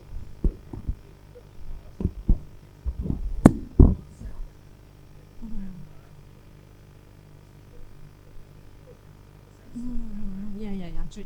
I understand. Yeah, correct. Yeah, that's true. Yeah. No, it's not necessary to solve it. You just explain it. Maybe you can need to have a variety. So you need to have a data for different food and different dietetic properties. Yeah, I understand. And then you can use it for AI training. Yeah, true.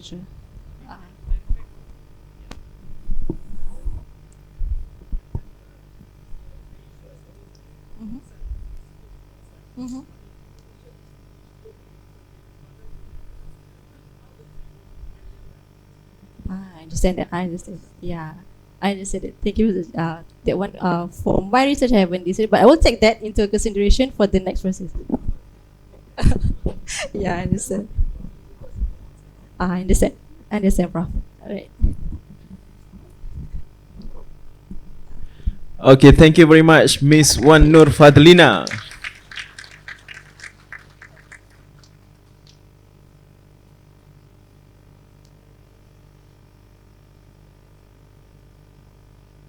Okay, ladies and gentlemen, our 15th and the final presenter for today.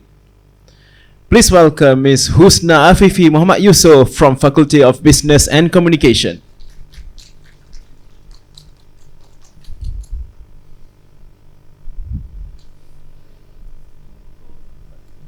Assalamualaikum. Good morning. First, I would like to ask you, is there anybody here who don't have a social media account? Anybody? You have social media account? Yes, I believe at least we have one social media account, because social media today has become a necessity. It's very useful gadget and source of information, because everybody needs social media. And do you know that the youth today, people from 15 to 24 years, defined by WHO and also United Nations, the definition of youth. Youth is the avid user of social media, and at the same time, youth also, they're facing many health issues and also health problems. So you don't think that the elderly also have the health problems today, but youth also now, they also facing the health problem. So when we see why we use social media today, to gain information, to socialize, to also gaining entertainment, and also for we can say the emotion support from social media. And youth also, actually in my studies also, youth, I found out that youth also use social media for that purpose.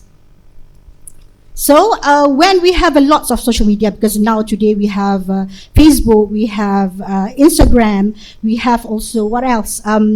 YouTube. We have also WhatsApp, also considered as social media, and now also we have what? The current one. Do you have TikTok? Maybe for education.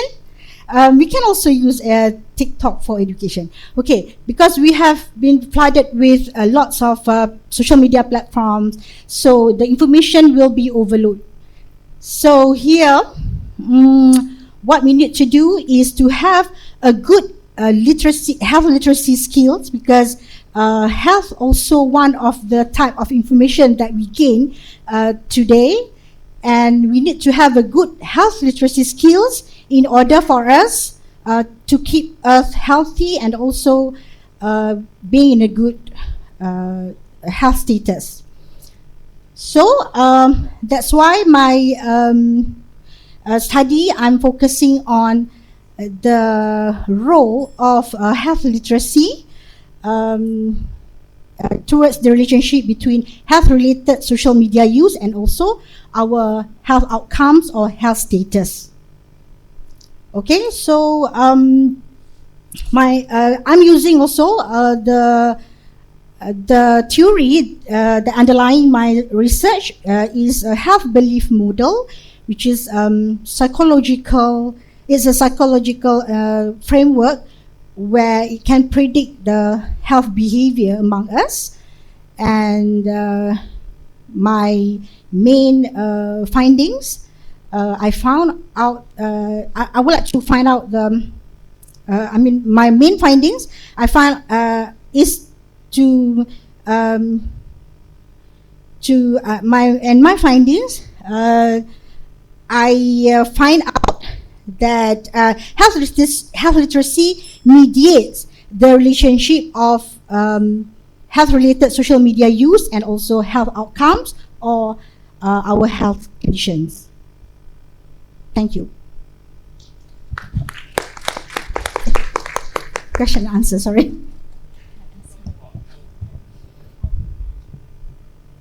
How to achieve it?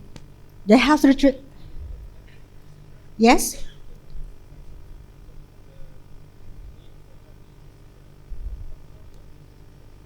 How to achieve that? Okay, how to achieve health literacy is a cognitive skills.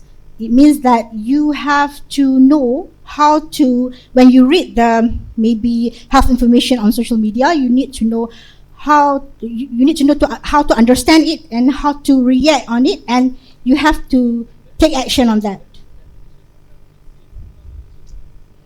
To achieve that, there's a questionnaire developed by we call health literacy survey, European health literacy survey, which contains 48 questions. So from there, we can ask you whether you are in a good,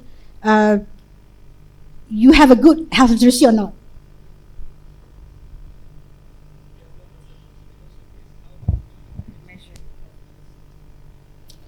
How to achieve that? Yes.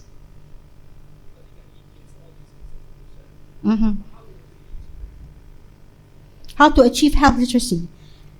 How to achieve that is by understanding what you are looking for on social media, and also you have to have an awareness also on your current health.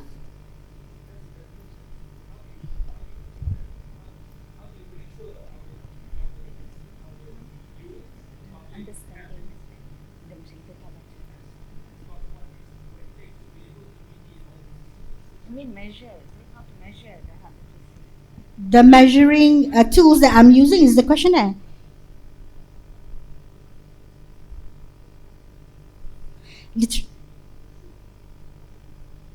Literacy is something that you need to, it should be based on score.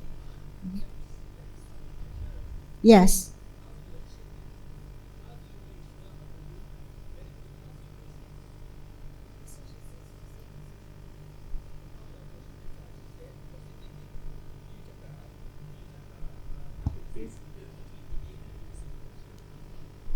Yes.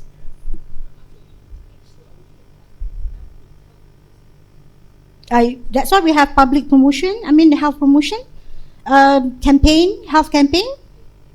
Yes, to educate, awareness. And when we talk about health, I think that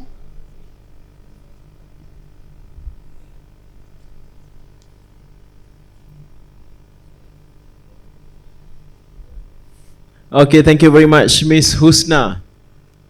Oh, ada. Okay, yes. sorry, my apology. Right, you're mentioning platforms like TikTok and Instagram.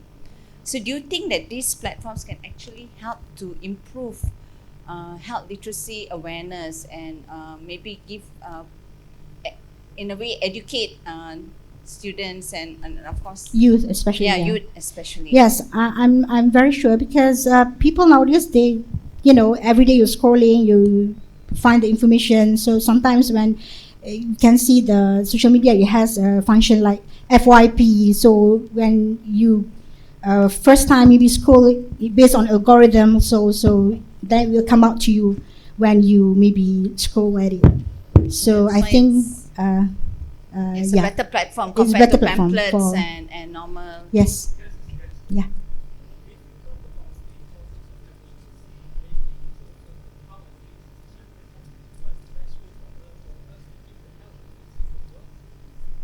Okay.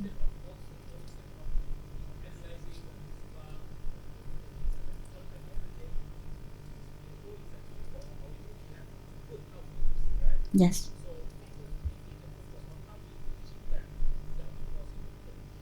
Okay, thank you. I will take it into consideration. Thank you very much, judges. Thank you. Thank you all. Okay, thank you very much, Miss Husna. Thank you very much, judges. Okay, ladies and gentlemen, the end of Miss Husna Afifi's presentation just now also marks the end out of our 3MT competition this year. So before we announce the final winners, so Prof Hamid, may we ask you to give just a brief comment about the presentations for today? Tak tahu nak depa suruh saya kata macam tu, bro. Brief saja, only brief comments only. Thank you, bro. Guys, I did mention just now that if possible, do not dramatize because it becomes a bit comical. Keep it simple. But most of all, understand that when you are presenting, you are coming from different fields, right? And so are the audience. Please try to give the presentation in a in a layman's term.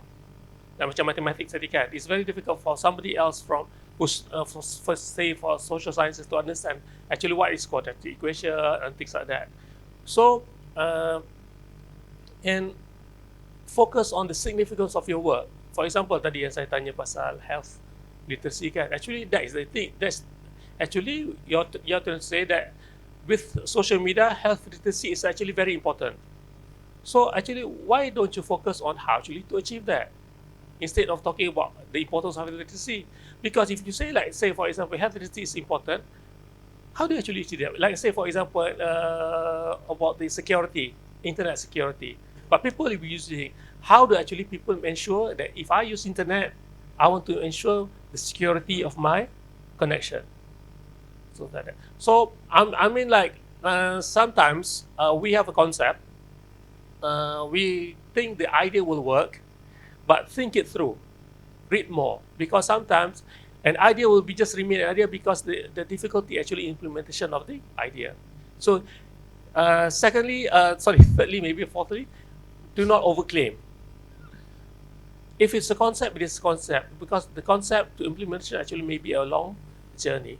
So keep it simple, keep it real, do not overclaim, and I think lastly, all the best.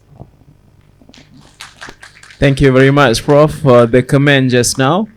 Okay, let's have a little break while our secretary is calculating your final marks. Before we announce, then let us watch a promotional video on Tahun Melawat Perlis, if I'm not mistaken. Okay, just for a few minutes time, and then we will go through the This is Perlis, prize giving ceremony. a place that is bonded together by its people and heritage, where stories of old come alive through its beauty and rustic charm. There is something that makes this land an unforgettable escape for those who visit, making it one of Asia's best kept secrets. Getting here is a breeze via the many modes of travel from anywhere in Malaysia. We know ensuring a smooth journey is as important as the destination. Perlis, an alluring destination that offers every traveller a special moment to experience. An eco-traveller's dream. Experience a journey that awakens the senses for all those that dare. For the even more adventurous, venture into Kelang Cave, a cave system through a limestone hill that has been in the making for millions of years. A rock climber's paradise that scale the sides of Kettering Hill and breathe in an atmosphere of adventure that is unique to this region. If one is lucky enough, catch a glimpse of the uniquely exotic wildlife whilst traversing through their natural habitat. Visit the Snake Park, where visitors can view the many types of snakes and other natural wildlife in a safe environment. Stroll along Malati Lake Recreational Park to relax in a serene environment where the water and trees blend in a seamless surrounding. Perlis is host to an abundance of farmland that grows various types of fruits, where you can also witness firsthand the many products made from it. Why not visit one of our many plantations, where the fruits and produce is as fresh as it can be? The Perlis Herbal Forest is a botanist's dream, where one can view the many different types of herbs that can be found in Perlis. Offering a host of accommodation in many forms, try staying in a homestay for a truly local experience. Take a walk along Jalan Kangla, showcasing a diverse collection of street art and activities that are sure to fulfill your photography collection.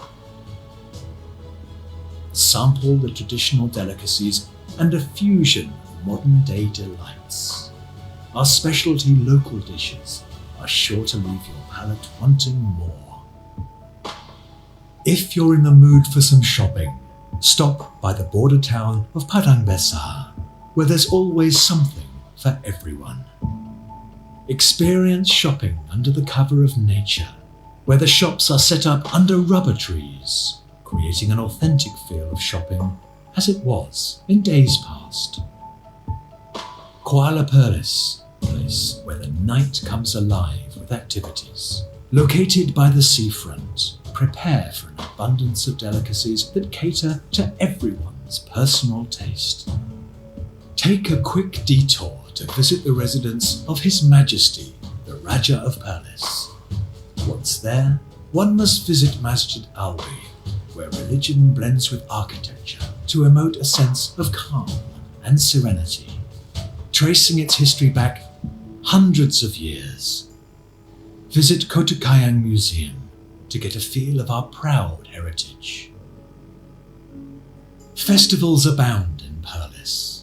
Feel the warmth and culture of traditional games at the East Wind Festival, where you experience the real vibrance of the locals competing and enjoying themselves. If your timing is right, witness the scenes at our annually held longboat racing at the Water Festival. Feel the highly charged atmosphere that will leave you cheering for your favourite team. Experience Perlis, a truly magical place that emotes a sense of love for nature and the environment that comes together with a blend of tradition and history that transcends time. A destination like none other.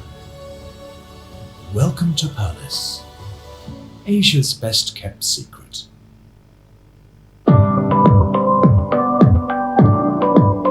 Pandai diberikan kemas permata, emak manis ala amboi amboi. Aku nyawa tiada.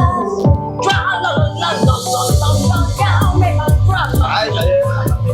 Saya Haji Rosfi. Saya Siti Nurganiza. Iris Rosfi. Saya Sarah Swahili. Kami. Jom pakai mic ke Perlis. Saya nak ajak pakai abang-abang Perlis. Pakai mai dekat. Sebenarnya tahun melawat Perlis. Pada tahun 2024 dan 2025. Ada banyak tempat kabar di Perlis. Tak main no?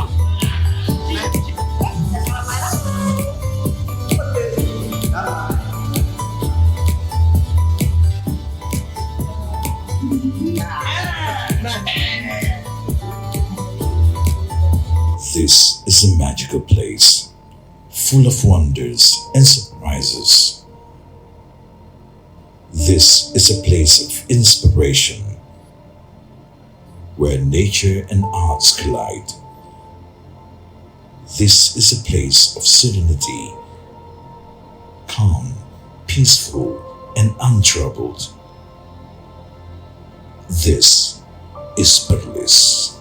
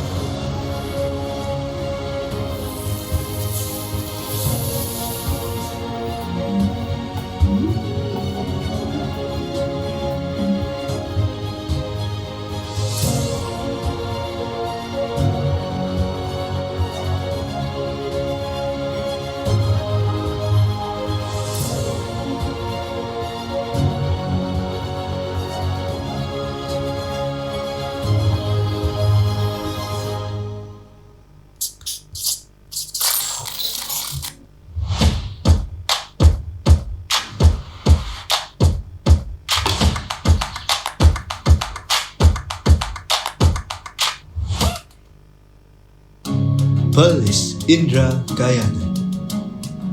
Semuanya boleh dirasai dan dinikmati di sini. Pastinya pengalaman yang baru dan segar dibawa pulang bersama. Pemandangan landscape yang mempesona oleh penciptanya. Rumah inap yang menarik serta berdekatan dengan alam semula jadi. Hidangan variasi makanan yang menyelerakan. Kemajuan industri pertanian yang anda boleh alami sendiri. Budaya yang unik serta adat warisan yang dijaga dengan sempurna zaman bersama. Ayuh bersama terokai Perlih.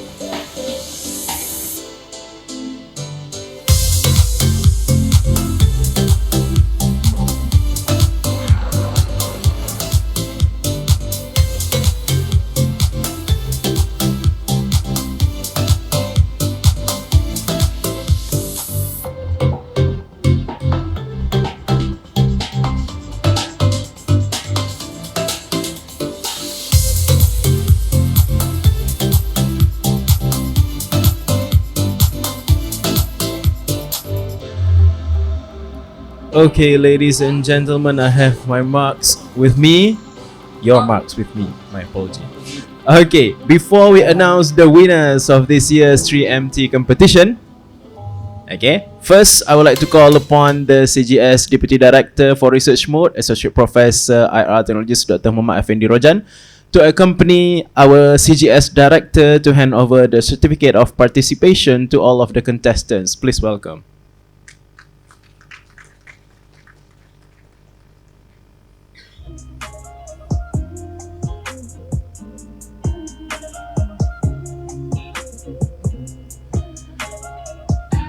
Okay, please welcome our first presenter for today, Mr. Dixon Ling Chuan Hao.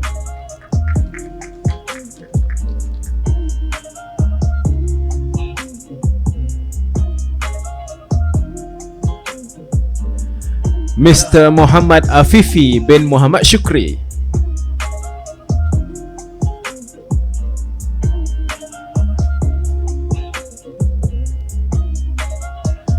Mr. Goh Sun Wah.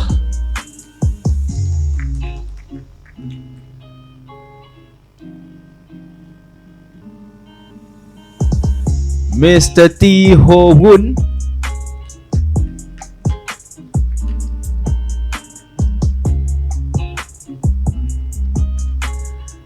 Mr. Duan Regan Anak Broster.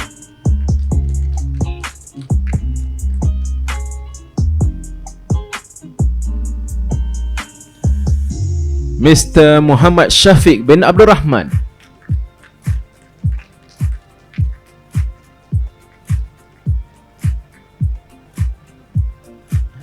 Miss Hing Ming Hui.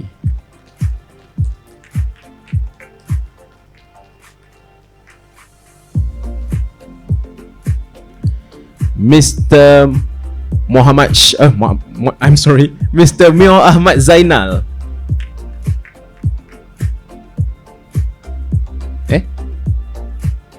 Oh, okay.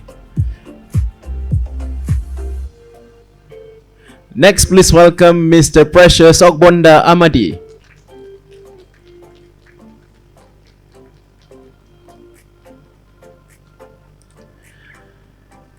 Mr. Ko Kang Zeng.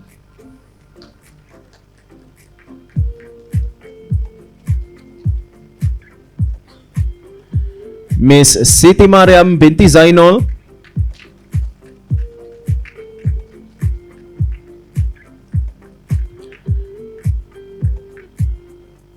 Miss Rashida binti Mat Saad.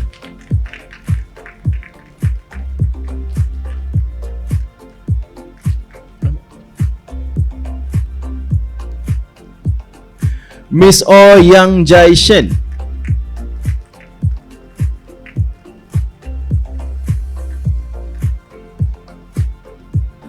Miss Wan Nur Fadlina Shamimi.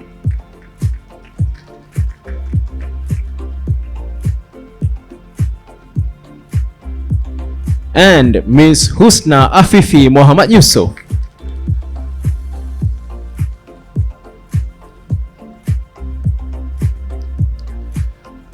Thank you, CGS Director. Please remain on stage. Thank you, Dr. Effendi. Next, I would like to invite the Honorable Professor Dr. Ahmad Abdul Hamid Adom as our Head of Judge to the stage to deliver the awards to our winners. Please welcome.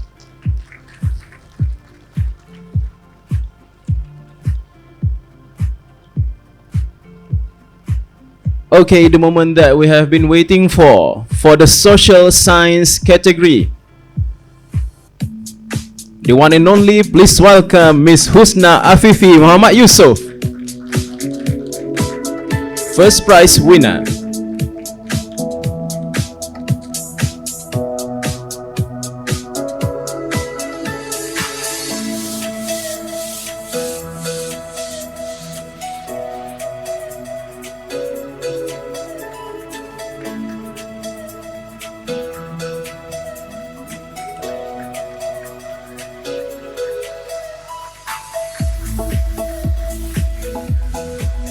Next is for the Science, Engineering and Technology category.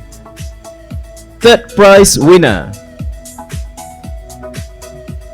Please welcome Mr. T. Ho Woon.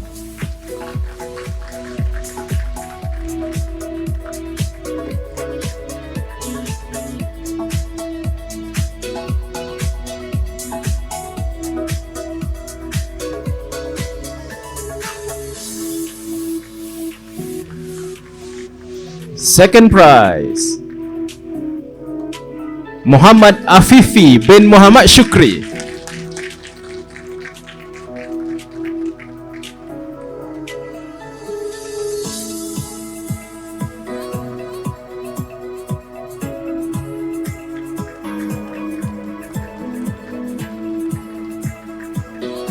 And the first prize winner. Please welcome everybody, Mr. Goh Sun Wah.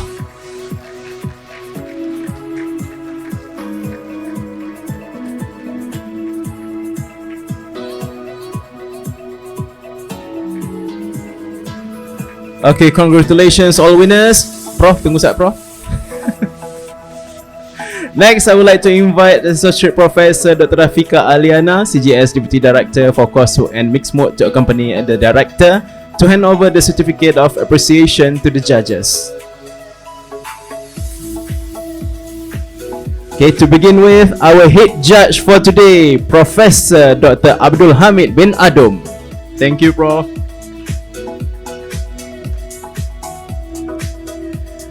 Next, Professor IR Dr. Muhammad Khairuddin bin Mat Arshad. Thank you, Prof.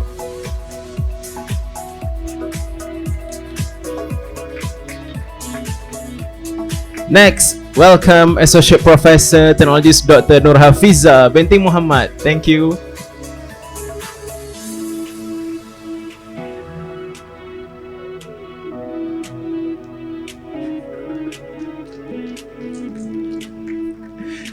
And finally, please welcome Associate Professor Dr. Sharmini binti Abdullah, Faculty of Business and Communication. Thank you.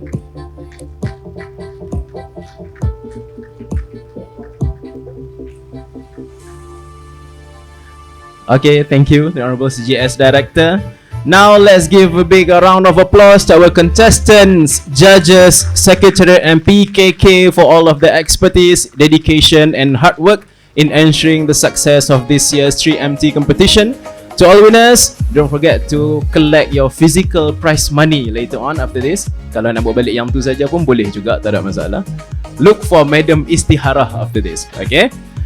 Alright, to end this program for today, please rise for Semangat Unimap song.